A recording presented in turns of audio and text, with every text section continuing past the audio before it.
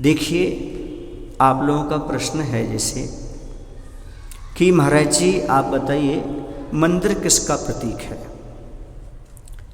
तो जो मंदिर होता है, पहले मंदिर का अर्थ समझें। मंदिर का अर्थ होता है चैत्य, आलय, जिनालय। चैत्य माने होता है प्रतिमा, जहाँ पर जिनेंद्र भगवान की प्रतिमा विराजमान होती है वह मंदिर होता है। जिन माने जिनेंद्र भगवान, उसे जिनालय भी कहते हैं, चैत्यालय भी कहते हैं, मंदिर भी कहते हैं। और जो मंदिर हुआ करता है वह समोषण का प्रतीक होता है, क्योंकि हमारे अरहंत भगवान अष्ट प्रात्याहारियों के साथ समोषण में विराजमान हुआ करते हैं। ऐसे ही हम अष्ट प्रात्याहारियों के साथ 3 कटनी का निर्माण करके वहाँ मंदिर में समोषण जैसी रचना करके मान करके स्थापना निक्षेप से उन्हें हम भगवान को विराजमान करते हैं। इसलिए हम मंदिर को समोषण ही मान करके चलें, समोषण का प्रतीक मान करके चलें। दूसरी बात यह है कि समोषण में भगवान तीर्थंकर की दिव्य ध्वनि का सुनते हैं, उपदेश सुनते हैं। ठीक उसी प्रकार हम मंदिर जी में आकर के प्रतिमा के सामने भगवान का मौन उपदेश सुनते हैं, क्योंकि भगवान की प्रतिमा संसार की असारता का उपदेश दिया करती है।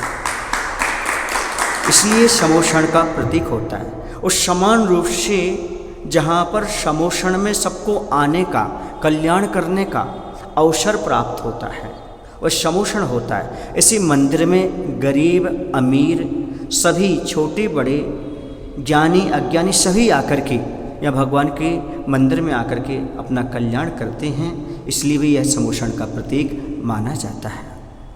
दूसरा, हम मंदिर को नदी भी कह सकते हैं, नदी के रूप में भी हम मान सकते हैं। जैसे नदी होती है वह निरंतर बहती रहती है, लेकिन कोई भी गरीब व्यक्ति हो, अमीर व्यक्ति हो, ज्ञानी हो, अज्ञानी हो, हिंसक हो, अहिंसक हो, कोई भी हो, जैसे वह नदी में जाकर के पानी पी करके अपनी प्यास को बुझा सकता है। ठीक उसी प्रकार कोई ही व्यक्ति अमीर गरीब आकर के और भगवान के चरणों में आकर के जो मिथ्यात्व कर्म है उसको धो करके सम्यसन को प्राप्त करके अनादिकाल की प्यास को बुझा सकता है। जैसी नदी में कोई ही व्यक्ति जाकर के अंजलि भर करके पानी पी सकता है, अपने कपड़ों को साफ कर सकता है, अपने शरीर का स्नान कर सकता है, ठीक उसी प्रकार से मंदिर में आकर के प्रत्येक व्यक्ति भगवान की पूजन रूपी स्नान करके अपने मन की मैल को धो सकता है। इसके साथ ही साथ आत्मा परमात्मा का ध्यान करके, जाप करके अपनी कर्मों की निर्जरा कर सकता है। इसलिए भी जैसे उसका मैल हटता है उसका मन स्वस्थ और प्रशस्त हो जाता है। वैसे मंदिर में आने से जैसे शरीर हल्का स्नान से होता है, लेकिन यहाँ आने से मन कैसा हो जाता है, मन हल्का हो जाता है।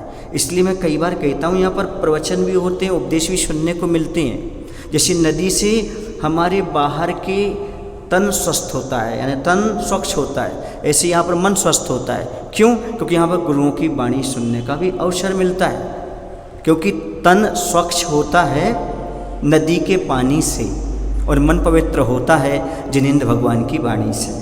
जैसे जिनेंद्र भगवान की वाणी सुनते हैं हमारा मन अपने आप पवित्र हो जाता है। तो यह जो मंदिर है वह नदी का प्रतीक भी हुआ करता है।